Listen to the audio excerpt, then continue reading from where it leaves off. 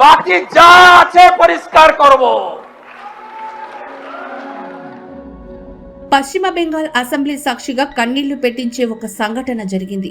దేశాన్ని కుదిపేసిన RG Kar medical college దారుణంపై ముఖ్యమంత్రి సువేందు అధికారి అసెంబ్లీలో ప్రసంగిస్తూ అభయకు ఖచ్చితంగా న్యాయం జరుగుతుంది అని హామీ ఇచ్చారు. సీఎం మాటలు వింటూనే సభలోనే ఎమ్మెల్యేగా కూర్చున్న బాధితురాలి తల్లి రత్నా దేబ్నాథ్ ఒక్కసారిగా కన్నీటి పర్యంతమయ్యారు.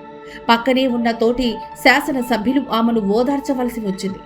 అసలు బెంగాల్ అసెంబ్లీలో ఏం జరిగింది? గవర్నర్ ప్రసంగానికి ధన్యవాదాలు తెలిపే తీర్మానంపై అసెంబ్లీలో చర్చ జరుగుతున్న సమయంలో ముఖ్యమంత్రి సువేందు అధికారి ఆర్జీకర్ కేసును ప్రస్తావించారు.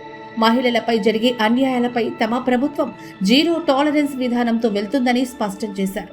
అభయకు న్యాయం చేయడానికి బెంగాల్ ప్రజలు ఓటేశారని గుర్తు చేశారు. ఈ కేసులో ఇప్పటికే 3 ఐపీఎస్ అధికారులను సస్పెండ్ చేశామని, హాస్పిటల్ మాజీ ప్రిన్సిపల్ సందీప్ ఘోష్ను తొలగించామని, దోషులను వదిలిపెట్టే ప్రసక్తి లేదని సీఎం సువేందు అధికారి స్పష్టం చేశారు. ముఖ్యమంత్రి హామీ తర్వాత బాధితురాలి తల్లి బీజేపీ ఎమ్మెల్యే రత్నా దేబ్నాథ్ మీడియాతో మాట్లాడారు. నా కూతురికి న్యాయం జరుగుతుందనే నమ్మకంతోనే ఉన్నాను. నేనిక్కడికొచ్చింది అధికారం కోసం కాదు, నా బిడ్డకు న్యాయం కోసం అంటూ ఆవేదన వ్యక్తం చేశారు.